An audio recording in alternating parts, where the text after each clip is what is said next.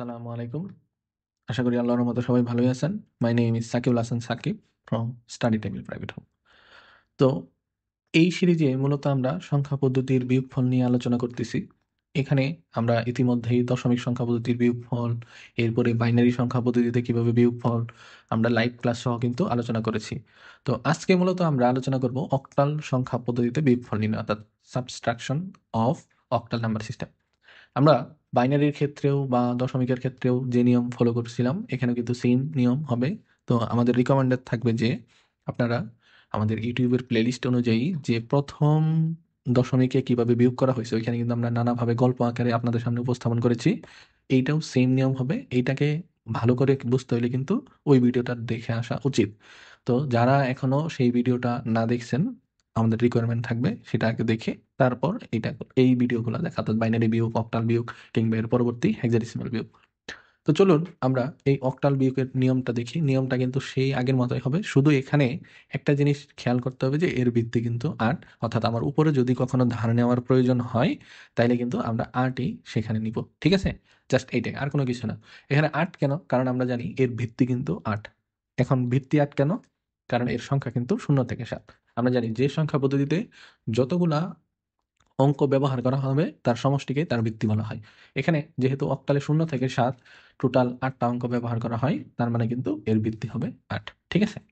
তো এখন যদি আমরা ছোট করে একটা উদাহরণ দেখি, এখন দেখো তো এই কোণে উপরে আছে 75, নিচে আছে 6। এখান থেকে যদি 75 থেকে যদি 6 বাদ দিই, আমাদের নিয়ম, আমরা হয়তো বা কল্পনা করতে পারি যে 75 থেকে বাদ দিলে 69 হয় না?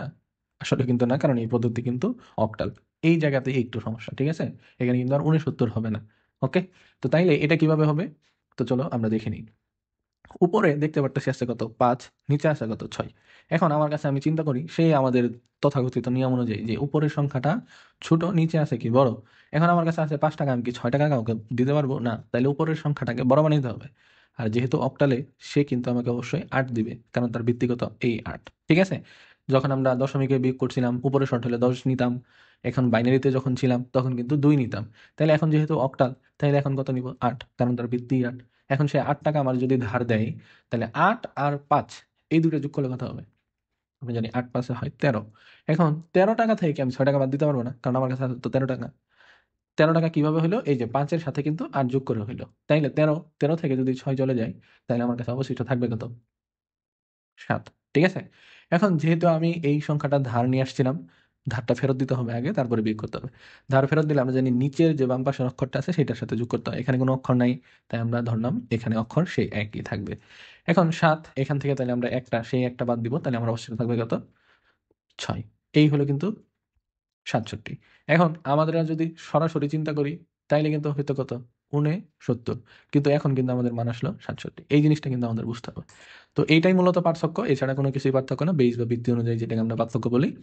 তো এখন উদাহরণ, এর সাথে আমরা যদি উত্তরটা নিয়ে আসি আমাদের বোঝার সুবিধার্থে, তারপরেও আমরা একটু জুম করে দিচ্ছি। ওকে। এখন উপরে আছে কত? ১, নিচে আছে কত? ৫। এখন উপরেরটা যেহেতু ছোট, তাই এটাকে কিন্তু বড় বানাইতে হবে। এখন যদি আমরা বড় বানাইতে চাই, তাহলে উপরেরটা কত হবে? উপরেরটা কত দিতে হবে? ৮। ঠিক আছে? যেহেতু এই অক্টালের ভিত্তি কত? ৮। তাইলে উপরেরটা সাথে আরো ৮ যুক্ত করলে তাইলে আমার মান হবে কত? ৯। এখন ৯ থেকে যদি আমরা ৫টা বাদ দেই, তাহলে ৯ থেকে যদি ৫ চলে যায় আমরা জানি সেটা ৪। এই দিলাম আমরা ৪। এখন যেহেতু উপরে ধার নিছিলাম আগের মতোই, তাহলে কি নিচের বাম পাশের অক্ষরের সাথে ১ যোগ করতে হবে। তাহলে নিচে হইল কত? ৮। এখন দেখো তো উপরে আছে কত? ৬। এখন ৬ টাকা আমার কাছে আছে, আমি কি ৮ টাকা বাদ দিতে পারবো? ৮ টাকা কাউকে দিতে পারবো না। সেহেতু তাইলে আমার উপরের সংখ্যাটাকে আরো ধার করে আইনা বড় বানাইতে হবে। আর আমরা জানি অক্টালে ধার করতে চাইলে সে দিবে কত? এই যে ৮। তাহলে ৬ থেকে যদি ৮ আরো যোগ করা হয়, ৬ আর ৮ যোগ করলে আমরা জানি মান কত হয়? অবশ্যই 14। এখন নিচে আছে কত? ধার করাটা যোগ করলে হয় ৮। এখন 14 থেকে যদি আমরা ৮ বাদ দেই, তাহলে আমার কাছে থাকবে কত? ৬। এই কিন্তু হয়ে গেল ৬। ঠিক আছে? এখন যেহেতু আমি ধার করছিলাম আবারও, তাহলে কিন্তু বাম পাশে আবারও নিচের অক্ষরের সাথে ১ যোগ করতে হবে। তাহলে নিচে আছে কত? ৪। আমরা যদি আরেক যুক্ত করি তাহলে হবে কত? ৫। এখন আমার কাছে আছে কত? ওই যে উপরে ৫। তাহলে ৫ টাকা থেকে যদি ৫ টাকা দিয়ে দেই, এখানে কি ধার করার দরকার আছে? না। সেহেতু ৫ থেকে ৫ চলে যাবে, মান হবে আমার কিন্তু ০। এই হলো ০। ঠিক আছে? এখন যদি তার বাম পাশের দিকে তাকাই, এখানে কি যোগ করতে হবে? না। যেহেতু আমি এখানে ধার নেই নাই, তাইলে তো আর আমার যোগ দিতে হবে না। তাহলে যা আছে তাই, এখানে ৫ই থাকবে। আর উপরে আছে কত? ৭। এখন ৭ থেকে যদি ৫ চলে যায় হবে কত? ২। এই হলো ২। ঠিক আছে?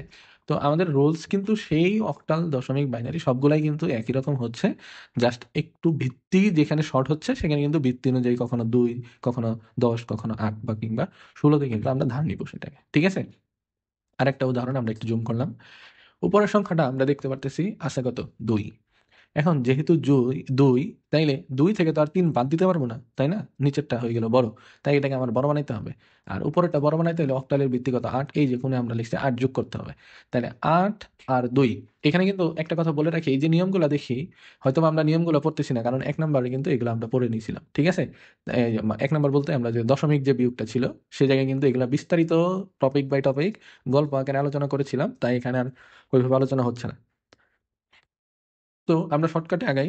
আমরা ধরে নিলাম যে আপনারা টোটাল বিষয়টাই সিরিয়াল অনুযায়ী দেখতেছেন, তাহলে হয়তো বা আমার কথার সাথে একদম ইজিলি হয়ে যাবে, বুঝতে একদম ইজি হবে। না হয় আবার মাঝখান থেকে বলুন যে এইটা কোথা থেকে আসতেছে, এরকম মনে হইতে পারে আর কি। তো যেহেতু আমার উপরেরটা ছোট, তাই সে আমার 8 দিবে। 8 আর 2 যোগ করলে হবে কত আমার কাছে টোটাল 10 টাকা। এখন 10 টাকা থেকে যদি আমি 3 টাকা দিয়ে দিই, তাহলে আমার কাছে থাকলো কত 7। এই দিলাম কিন্তু আমরা 7। ঠিক আছে, এখন যেহেতু ধার নিছিলাম 1 ফেরত দিতে হবে, আর ফেরত মানে কি 1 দিতে হয়। ঠিক আছে, আমি নিচ্ছি 8, কিন্তু আমি দিব কত 1, যা আমরা দশমিক বিয়োগে আলোচনা করেছিলাম কেন 1 দিই। ঠিক আছে, 1 দিলাম। এখানে আমরা 5 আর 1 যোগ করলে হবে কত 6। এই হলো 6। এখন উপরে আছে কত 1, কিন্তু আমাকে দিতে হবে কত 6। 1 থেকে কি 6 বাদ দেওয়া যাবে না? তাইলে উপরেরটা ছোট যেহেতু, তাই আবার আমরা কি নেব ধার নিয়ে এটাকে বড় বানাবো। তাহলে এখানে অক্টালে ধার নিলে সে দিবে কত, তার ভিত্তি 8 যেহেতু সে 8 টাকায় দিবে। 8 আর 1 যোগ করলে কত হবে 9। এখন 9 থেকে যদি 6 চলে যায় তাহলে থাকবে কত 3। এই হলো 3। ঠিক আছে, 9 থেকে 6 চলে গেলে কত হবে 3। 6 কিভাবে আসলো? এই যে এখানে ধার নিছিলাম, 1 যোগ করে কিন্তু 6 হয়েছিল। ঠিক আছে, ওকে। যেহেতু এখানে উপরে ধার নিছিলাম এই একের সাথে আরো 8 যোগ করে, তাহলে কিন্তু এর বাম পাশে 1 যোগ করতে হবে। ঠিক আছে, এই 1 যদি যোগ করি তাহলে নিচে হবে কত 6, উপরে আছে কত 7। এখন আমার কাছে আছে 7 টাকা, আমি কি 6 টাকা দিতে কি কারো কেউ সমস্যা আছে? না। তাহলে 7 থেকে যদি 6 চলে যায় আমার কাছে আরো 1 টাকা থাকলো, এই যে অবশিষ্ট আছে 1 টাকা। এখন যেহেতু আমি ধার নেই নাই, তাহলে তো আর দিব না এখানে, তো তাই আর দিলাম না। এখানে উপরে আছে 6, নিচে আছে 5। 6 থেকে যদি 5 চলে যায় আমরা জানি 1 হয়, এই হলো 1। ঠিক আছে, এখন যেহেতু ধার নেই নাই তাহলে তার বাম পাশেও দিতে হবে না, তাইলে উপরে আছে 5, নিচে আছে 4। 5 থেকে যদি 4 চলে যায় হবে কত 1। তো আমাদের যেহেতু ধার নেওয়ার কোনো ঝামেলা নাই, উপরেরটা সব ঠিকঠাক ছিল, তাই কিন্তু এখানে আর প্রয়োজন হয় না। তো আমরা যদি এই একইভাবে আরেকটা উদাহরণ করে দেখি, অবশ্যই এরপরে তো আমরা লাইভ ক্লাসে আলোচনা করবো ইনশাল্লাহ। তো চলো এইটা একটু দেখি। উপরে আছে আমার কাছে আছে, ধরো যে উপরের সংখ্যাটা ছোট। কিভাবে বুঝলাম? উপরে 4, নিচে হলো 5। এখন উপরের সংখ্যা ছোট হইলে আমরা আমাদের মতো বোঝার সাথে কিভাবে মনে রাখছিলাম যে উপরের আমার কাছে যদি 4 টাকা থাকে আমি তো 5 টাকা দিতে পারবো না, তাহলে উপরেরটাকে আরো আমার ধার করে নিয়ে এসে বড় বানাইতে হবে। যেহেতু অক্টালের ভিত্তি এই যে আমরা কিন্তু এই জায়গাটাতে পড়েছিলাম, অক্টালের ভিত্তি কত? অক্টালের ভিত্তি কিন্তু 8। যেহেতু 8, সে আমাকে এখানে আরো 8 যোগ করতে হবে। তাহলে 8 যোগ করলে এখানে আমার মান কত হবে 8, আর 4 হবে 12। এখন 12 থেকে যদি 5 চলে যায় তাহলে মান কত আসবে 7। এই হলো কিন্তু 7। ঠিক আছে, একদম নর্মাল হিসাব। এখন যেহেতু আমি এখানে ধার নিছিলাম, তাহলে কিন্তু এর বাম পাশে নিচের অক্ষরের সাথে কি 1 যোগ করতে হবে, তাহলে নিচেরটার মান কত হবে 6, এই সরি 5। যেহেতু 4 আছে, 4 এর একে কত হবে 5। এখন উপরে আছে কত 3। এখন 3 টাকা আমার কাছে আছে, আমি কাউকে কি 5 টাকা দিতে পারবো না? তাইলে অবশ্যই এটাকে বড় বানাইতে হবে। আর বড় বানাইতে হলে কত দিবে সে? এই যে তার ভিত্তি 8। ঠিক আছে, সে 8 টাকা আরো আমাকে ধার দিবে। তাহলে 3 আর 8 যোগ করলে আমরা বুঝতেছি এটার মান হবে কত 11। এখন 11 থেকে যদি 4 চলে যায় তাহলে হবে কত, সরি 5 যদি চলে যায়, যেহেতু আমার 5 হয়েছিল 1 যোগ করে। 11 থেকে 5 চলে গেলে আমরা জানি 6। এই হলো কিন্তু 6। এখন যেহেতু এখানে ধার নিয়েছিলাম, সেহেতু কি আবার সেই বাম পাশে 1 যোগ করতে হবে, জাস্ট দশমিকের জায়গায় দশমিক, আর কিন্তু কোনো কিছুই না। তাইলে এখানে 1 যোগ করলে নিচেরটার মান কত হবে 3। যেহেতু 2 আছে আর 1 যোগ করলে হবে কত 3। উপরেরটা আছে কত 1। উপরেরটা যেহেতু আবার ছোট, তাইলে কি করব, আবার এখানে কিন্তু ধার নিতে হবে। তাহলে আছে কত 8, আর একে কত হবে 9। এখন 9 থেকে যদি আমরা 3 বাদ দিই তাহলে হবে কত 6। এই হলো কিন্তু 6। ঠিক আছে, একটু রিল্যাক্সে কিন্তু এগুলো বুঝতে হবে, তাইলে কিন্তু একদম মাথায় চলে যাবে। আশা করি বোঝার কথা যদিও। আচ্ছা, এখানে আমাদের উপরে যেহেতু আমরা ছোট ছিল ধার নিয়েছিলাম, তাইলে কিন্তু আবারও সেই বাম পাশের নিচের অক্ষরের সাথে 1 যোগ করতে হবে, অর্থাৎ আছে 5, 1 যোগ করলে হবে কত 6। আমরা নিলাম, ধরে নিলাম এটার মান হবে 6। এখন উপরে আছে কত 2। এখন এর ভিত্তিগত যেহেতু ছোট, তাইলে কিন্তু আর বাড়াইতে হবে। উপরে আছে কত, এখানে আবার ধার দিবে 8, যেহেতু এর ভিত্তি 8। তাহলে 2 আর 8 যদি আমরা নিয়ে আসি উপর থেকে তাহলে হবে কত 10। এখন 10 থেকে যদি আমাদের নিচে ছিল কত 6, তাহলে 10 থেকে যদি 6 চলে যায় তাহলে হবে কত 4। 6 কেন? এই যে এখানে কিন্তু ধার নিয়েছিলাম, সেই ক্ষেত্রে 1 কিন্তু দিয়েছিলাম। এগুলো কিন্তু আবার খেয়াল রাখতে হবে, হ্যাঁ। ওকে, তাহলে এখন এখন আবার যেহেতু আমি উপরে ধার নিয়েছিলাম, তাহলে কি আবার বাম পাশে 1 যোগ করতে হবে না নিচে?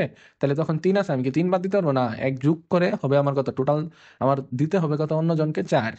ঠিক আছে, এই 4 দিলাম আমরা। এখন উপরে আছে কত 4, এখন 4 টাকা আমার কাছে আছে, আমার 4 টাকা কাউকে দিতে কি সমস্যা আছে? ধার করতে হবে কি না? তাহলে কিন্তু 4 থেকে 4 চলে গেলে হলো কত শূন্য। এরপরে যেহেতু আমি নেই নাই ধার, তাহলে কিন্তু বাম পাশে নিচের অক্ষরের সাথে দিতে হবে না, তাহলে 4ই থাকবে। আর উপরে আছে কত 6, এখন 6 থেকে যদি 4 চলে যাই তাহলে থাকবে কত 2। তো এইভাবেই কিন্তু আমরা অক্টাল যুগটা দেখতে পারি। এরপরেও আমরা এখন লাইভ ক্লাসে হোয়াইট বোর্ডে কিন্তু কিছু উদাহরণ দেখবো। তো চলো কথা না বাড়িয়ে সেগুলো শুরু করি। তো এখন যদি আমরা এই অক্টাল বিয়োগের কিছু উদাহরণ করে দেখি। অক্টাল সংখ্যা কিন্তু মনে রাখতে হবে 0 থেকে 7 পর্যন্ত থাকতে হবে, যেহেতু এর ভিত্তি হলো 8। আমরা জানি যার ভিত্তি 8 তার একটা অক্ষর পরিমাণ কম থাকে, অর্থাৎ 0 থেকে শুরু হলে 7 পর্যন্ত যাবে। এই সংখ্যা পদ্ধতির ভিত্তি যেহেতু 8, তাহলে কিন্তু আমরা 8টাকেই প্রাধান্য দিব। এখানে কথা হলো উপরে আছে 5, নিচে আছে 5, অঙ্কটা যেহেতু বিয়োগ অর্থাৎ বাদ দেওয়ার অঙ্ক, তাহলে কিন্তু উপরের সংখ্যার সাথে আমরা নিচের সংখ্যাটাকে দিব, বাদ দিব।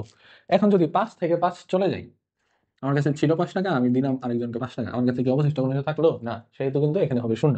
তাইলে আমরা এখানে আমার শূন্য, উপরে আছে 6, এখন যদি আমরা 6 থেকে 4 বাদ দিই তাহলে কত আসবে 2, তো এখানে আমি দিয়ে দিলাম 2। যতক্ষণ আমার কোনো নেগেটিভ মান না আসতেছে ততক্ষণ কিন্তু আমি বিয়োগ করতে পারবো, এটা আমার কোনো সমস্যা না। এখন দেখো উপরে 7 আছে, এখানে আছে 5, 7 থেকে যদি 5 চলে যায় এখানে আসবে কত 2, তাইলে এখানে কিন্তু আমরা দিব সেই 2, যেহেতু পজিটিভ মান আসতেছে কোনো সমস্যা নাই।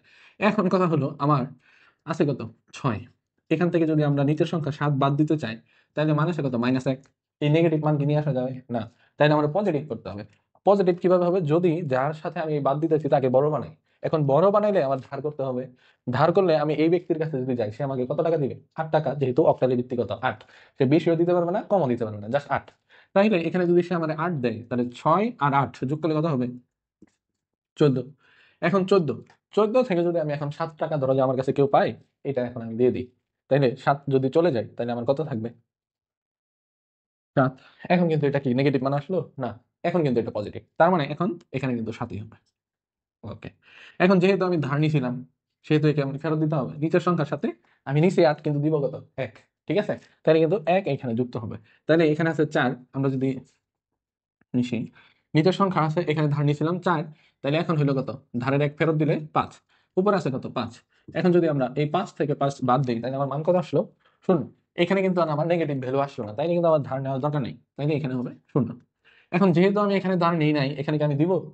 দিব না, তাইলে 7 আছে, এখানে কিন্তু সরাসরি 7 বসে যাবে। তো এই হলো একটা উদাহরণ। তো এইভাবে যদি আমরা আরেকটা উদাহরণ করে দেখি, জাস্ট নিয়ম সেম, বাইনারি অক্টাল হেক্সাডেসিমাল বা যে কোনো একটাই নিয়ম সেম, যদি উপরে শর্ট হয় তখন জাস্ট আমরা উপরে ওটা যে ভিত্তি সেই পরিমাণ ধার নিল, আর ধার নিয়ে বাদ দিলাম, বাদ দেওয়ার পরে শুধু নিচের অক্ষরের সাথে এক যোগ করবো, এই এতটুকুই। তো আমরা ধরে নিলাম এটা একটা অক্টাল সংখ্যা। অবশ্যই অক্ষরগুলো কিন্তু আমি আবার বলতেছি 7-এর মধ্যে হবে, অর্থাৎ 0 থেকে 7-এর মধ্যে। ওকে, একটু বড় করে নিলাম। এখানে উপরের সংখ্যাটা দেখো তো কত আছে? 3। এখান থেকে কি 4 বাদ যাবে? 3 থেকে কি 4 বাদ দেওয়া যায়?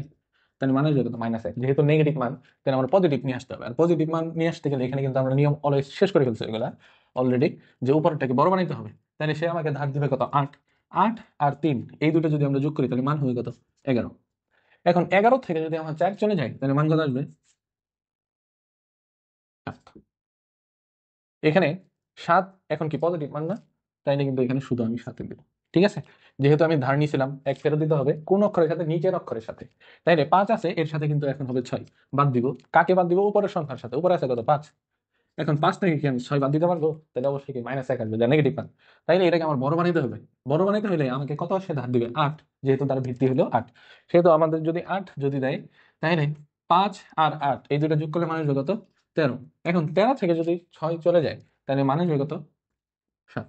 তাহলে কিন্তু এখানে আমরা সেই 7টা বসাই দিব। যেহেতু ধার নিয়েছিলাম 1 কিন্তু এখানে ফেরত দিতে হবে, তাইলে 1 ফেরত দিলে নিচের অক্ষর কত আসলো 7। আমরা মাইনাস করবো কার সাথে? উপরে আছে কত 7। এখন কি আমার এটাকে ছোট?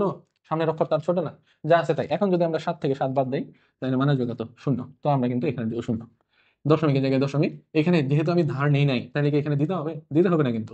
তাইলে উপরে আছে 6, নিচে আছে 5, 6 থেকে যদি 5 চলে যায় থাকবে কত 1, এখানে যেহেতু নেগেটিভ মান আসলো না তাইলে কিন্তু যা আছে তাই। উপরে আছে 4, নিচে আছে 3, এটা থেকে যদি বাদ দেই 1 থাকে। 3 থেকে যদি শূন্য চলে যায় তাহলে কিন্তু আমার 3ই থাকবে। উপরে আছে 4, এখন দেখো তো উপরের সংখ্যাটা আছে 4, এখান থেকে যদি আমরা 7 বাদ দেই এটার মানে আসবে কত -3। তো -3 তো নেগেটিভ মানে, এটা তো নিয়ে আসা যাবে না, তার মানে এই অক্ষরটাকে বড় বানাইতে হবে। আর বড় বানাইলে আমি ধার নিব কত?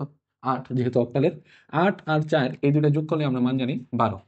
এখন এই জায়গা থেকে যদি আমরা 7 বাদ দিই তাহলে হবে কত? 5। তাহলে কিন্তু এখানে পজিটিভ 5 আসে। হ্যাঁ, এখন ঠিক আছে। তাহলে হলো 5। এখন এই জায়গায় যে ধার নিয়েছিলাম এক দিতে হবে না নিচের অক্ষরের সাথে, এখানে কি কোনো নিচের অক্ষর আছে? নাই। তাইলে আমরা এখানে মনে মনে ধরে নিব যে নিচে একটা অক্ষর আছে, সেটা হলো 1। যেহেতু একটা ফেরত দিচ্ছি, তাইলে 1 যদি 5 থেকে আমরা বাদ দিই তাহলে মানে হলো কত? 4। তো এখানে হয়ে গেল কিন্তু 4। তো এইভাবেই কিন্তু আমরা অক্টালের বিয়োগগুলো করে দেখাইলাম। এরপরে মূলত আমরা হেক্সাডেসিমালের বিয়োগ করে কিন্তু এই ফর্মেটটা শেষ করে দেবো ইনশাআল্লাহ।